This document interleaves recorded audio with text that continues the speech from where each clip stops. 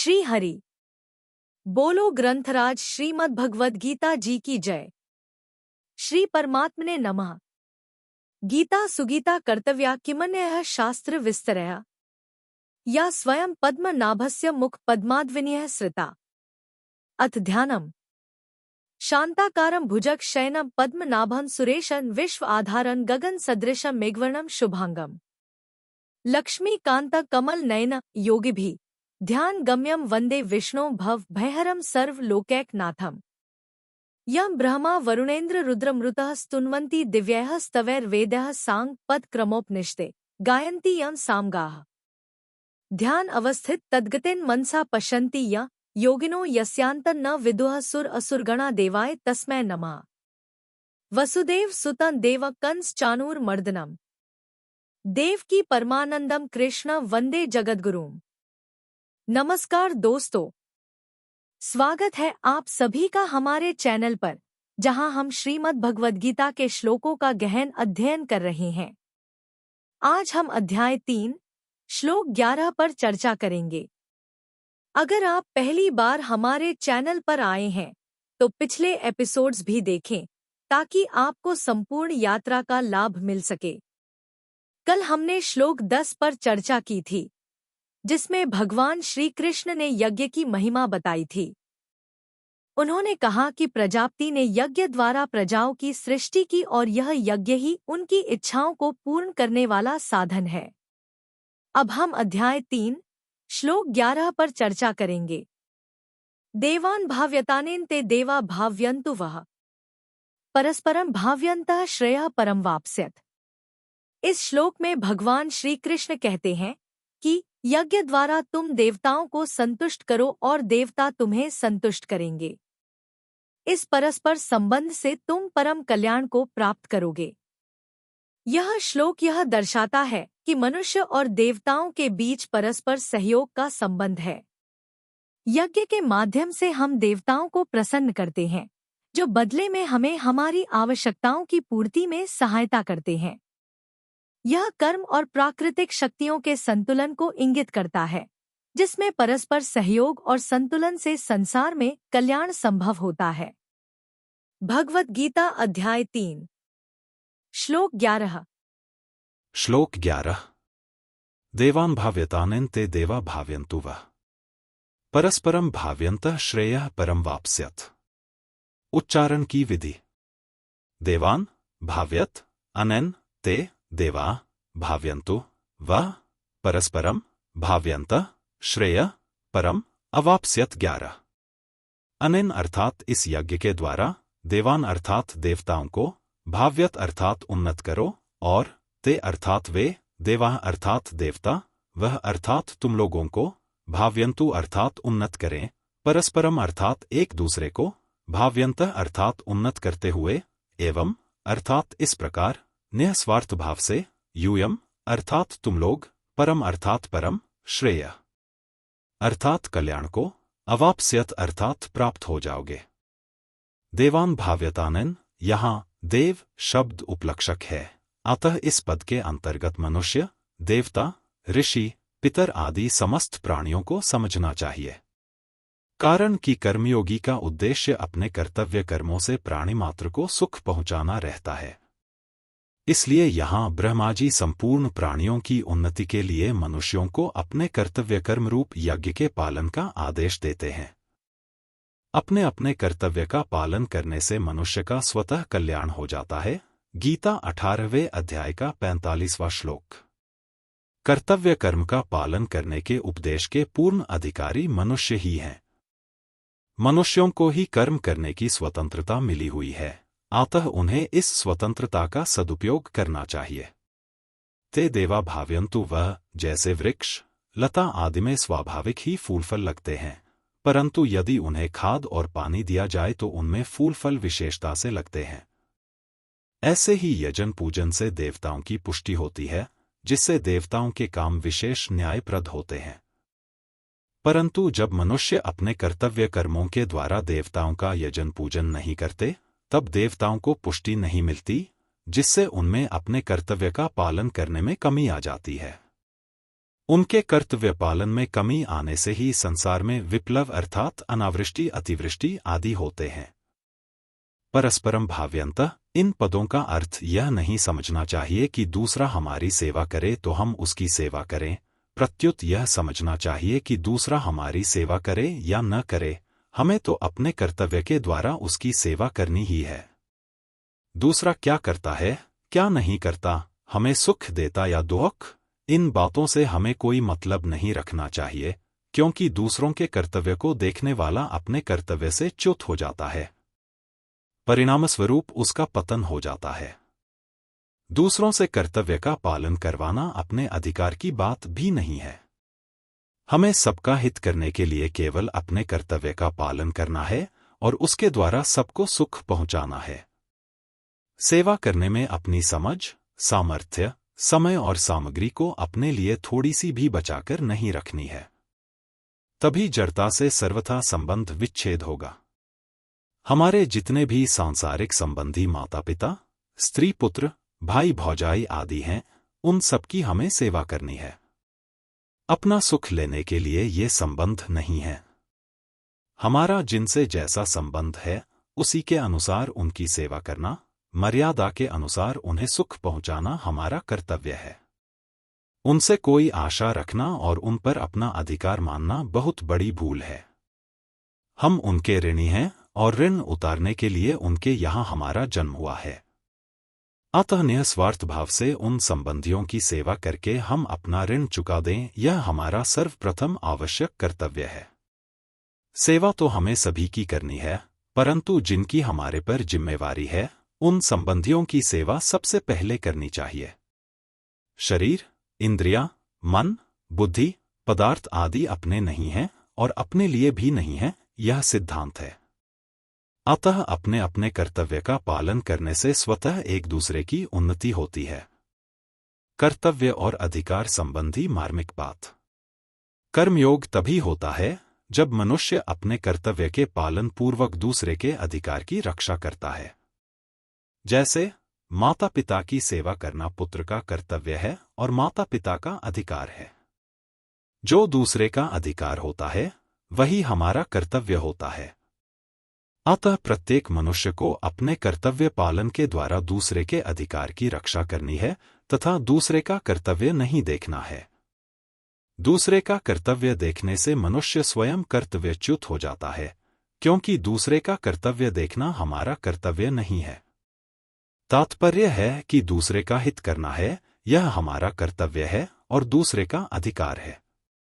यद्यपि अधिकार कर्तव्य के ही अधीन है, तथापि मनुष्य को अपना अधिकार देखना ही नहीं है, प्रत्युत अपने अधिकार का त्याग करना है। केवल दूसरे के अधिकार की रक्षा के लिए अपने कर्तव्य का पालन करना है।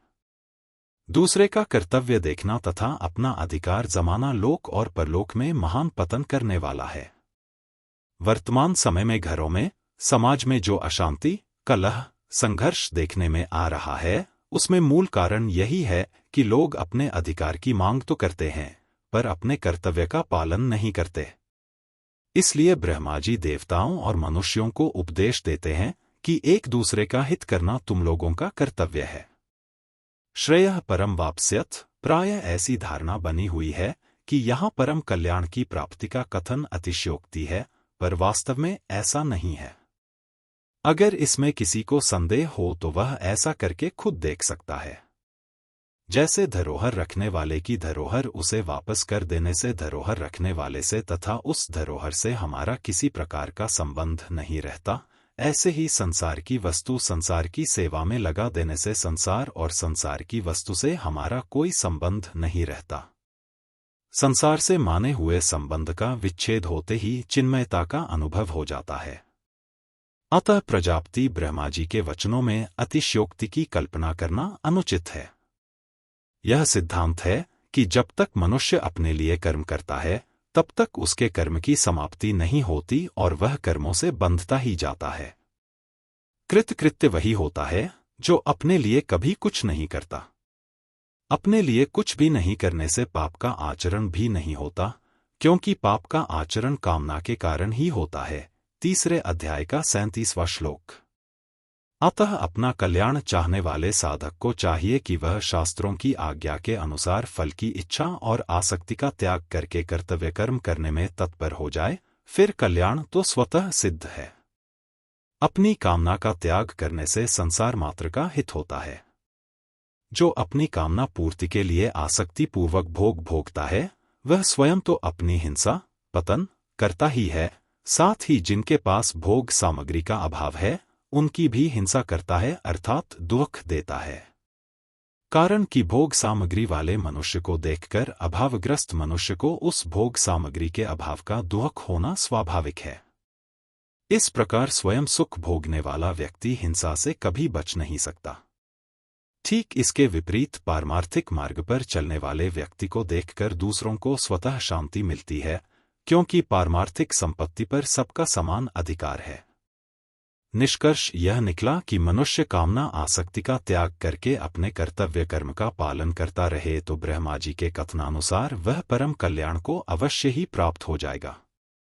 इसमें कोई संदेह नहीं है। यहाँ परम कल्याण की प्राप्ति मुख्यता से मनुष्यों के लिए ही बताई गई है, देवताओं के लिए नहीं। कारण कि देवयोनि अपना कल्याण करने के लिए नहीं बनाई गई है। मनुष्य जो कर्म करता है, उन कर्मों के अनुसार फल देने, कर्म करने की सामग्री देने तथा अपने अपने शुभ कर्मों का फल भोगने के लिए देवता बनाए गए हैं। वे निष्काम भाव से कर्म करने की सामग्री देते हों, ऐसी बात नहीं है। परंतु उन देवताओं में भी अगर किसी में अपने कल्याण की इच्छा हो जाए तो उसका कल्याण होने में मना नहीं है, अर्थात अगर कोई अपना कल्याण करना चाहे तो कर सकता है। जब पापी से पापी मनुष्य के लिए भी अपना उद्धार करने की मनाही नहीं है, तो फिर देवताओं के लिए, जो कि पुण्ययोनि है, अपना उद्धार करने की मनाही कैसे हो सकती है? ऐसा होने पर भी देवताओं का उद्देश्य भोग भोगने का ही रहता है, इसलिए उनमें प्रायः अपने कल्याण की इच्छा नहीं होती। परिशिष्ट भाव मनुष्य कर्मयोनि है और 84 लाख योनियां देवता, नारकीय जीव आदि भोग्योनियां हैं। सकाम भाव वाले मनुष्य भोगों को भोगने के लिए ही स्वर्ग में जाते हैं। अतः देवता लोग निष्काम भाव न रखकर अपनी जिम्मेवारी का पालन करते हैं, ड्यूटी बजाते हैं। इसलिए यहाँ कल्याण की बात मनुष्यों के लिए ही समझनी चाहिए। मुक्ति स्वाभाविक है और बंधन अस्वाभाविक है। मनुष्य योनि अपना कल्याण करने के लिए ही है। इसलिए जो मनुष्य अपने कर्तव्य का पालन करता है, उसका कल्याण स्वाभाविक होता है। परस्परम भाव्यन्तः श्रेयः परम वाप्स्यथ। कल्याण के लिए नया काम करने की जरूरत नहीं है, प्रत्युत जो काम करते हैं उसी को स्वार्थ, अभिमान और फलेच्छा का त्याग करके दूसरों के हित के लिए करें तो कल्याण हो जाएगा। निष्काम भाव के बिना भी केवल अपने कर्तव्य का पालन करने से स्वर्गादि पुण्यलोकों की प्राप्ति हो जाती है। जिस स्वर्ग की प्राप्ति बड़े बड़े यज्ञ करने से होती है, उसी की प्राप्ति क्षत्रिय केवल अपना कर्तव्य कर्म युद्ध करके प्राप्त कर सकता है। जैसे ब्रह्मा जी ने देवताओं और मनुष्यों के लिए परस्पर एक दूसरे का हित करने की बात कही है, ऐसे ही चारों वर्णों के लिए भी परस्पर एक दूसरे का हित करने की बात समझनी चाहिए। चारों वर्ण परस्पर एक दूसरे के हित के लिए अपना अपना कर्तव्य कर्म करें तो वे परम कल्याण को प्राप्त हो जाएंगे। संपूर्ण सृष्टि की रचना ही इस ढंग से हुई है कि अपने लिए कुछ वस्तु और क्रिया नहीं है, दूसरे के लिए ही है। इदम ब्रह्मणे न मम। जैसे पतिव्रता स्त्री पति के लिए ही होती है, अपने लिए नहीं। स्त्री के अंग पुरुष को सुख देते हैं, पर स्त्री को सुख नहीं देते। पुरुष के अंग स्त्री को सुख देते हैं, पर पुरुष को सुख नहीं देते।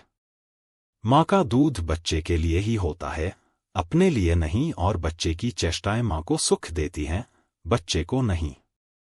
माता पिता संतान के लिए होते हैं और संतान माता पिता के लिए होती है। श्रोता वक्ता के लिए होता है और वक्ता श्रोता के लिए होता है। तात्पर्य है कि खुद सुख न ले, प्रत्युत दूसरे को सुख दे। सृष्टि की रचना भोग के लिए नहीं है, प्रत्युत उद्धार के लिए है। देवता भी स्वार्थ का त्याग करके दूसरे का हित कर सकते हैं। इसलिए देवताओं में भी नारद जैसे ऋषि हुए हैं। यद्यपि भगवान की ओर से किसी को मना नहीं है, तथापि कल्याण का मुख्य एवं स्वतः अधिकारी मनुष्य ही है।